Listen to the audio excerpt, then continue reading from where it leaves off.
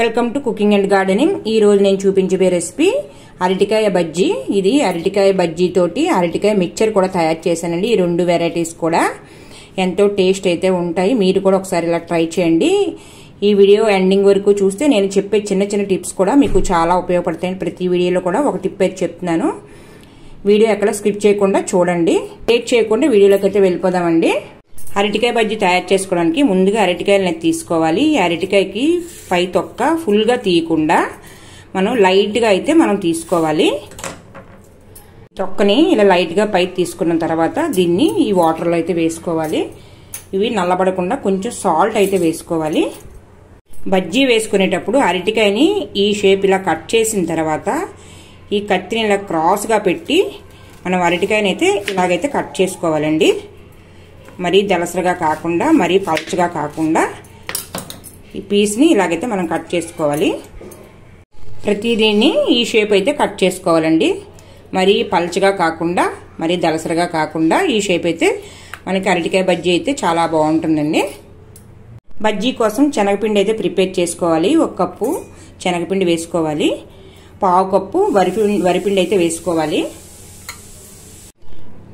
కొంచెం పసుపు, కొంచెం కారం,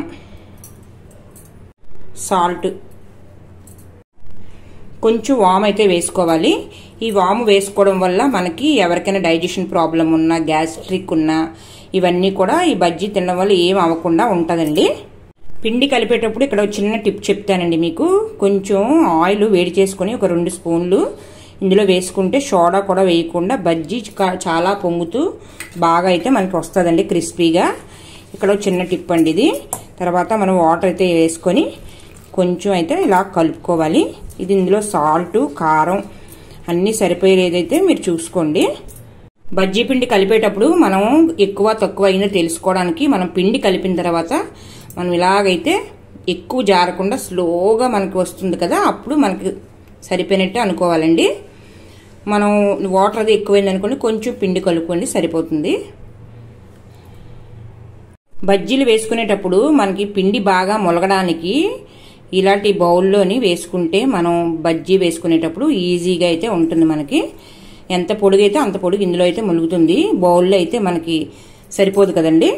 ఇలాంటి బౌల్లో కానీ గ్లాసులో కానీ మనం పిండి వేసుకునేటప్పుడు ఇలాగైతే మనకి చాలా ఈజీగా ఉంటుంది.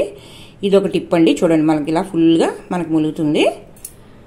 కడాయిలో ఆయిల్ అయితే వేసుకొని ఇది బాగా మరిగిన తర్వాత మనం మంటను కొంచెం సిమ్లో పెట్టుకొని ఒక్కొక్క బజ్జీని అయితే మనం వేసుకోవాలి. చూడండి, సోడా గుండ వేయకపోయినా ఈ టిప్ మీరు ఫాలో అయితే బజ్జీలు ఇలాగైతే పొంగుతాయండి.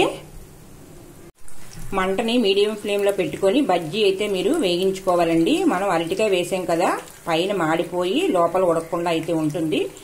మరి సిమ్లో కాకుండా మీడియం ఫ్లేమ్లో అయితే పెట్టుకోండి.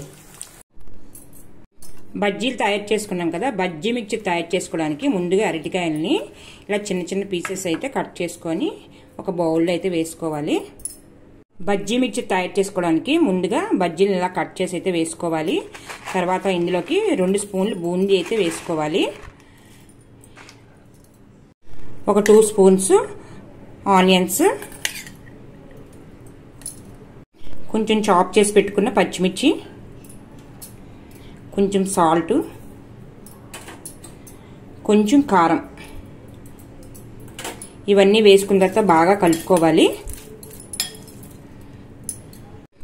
కొంచెం టమాటా,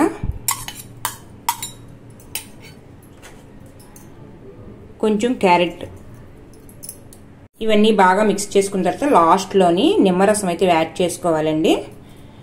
మీ దగ్గర కొత్తిమీర ఉంటే కొత్తిమీర, కరివేపాకు ఇవన్నీ కూడా యాడ్ చేసుకోవచ్చు.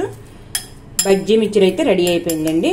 చాలా టేస్ట్ అయితే ఉంటుందండి. మనం బజ్జీతో ఈ 2 రకాలైతే మనం తయారు చేసుకోవచ్చు.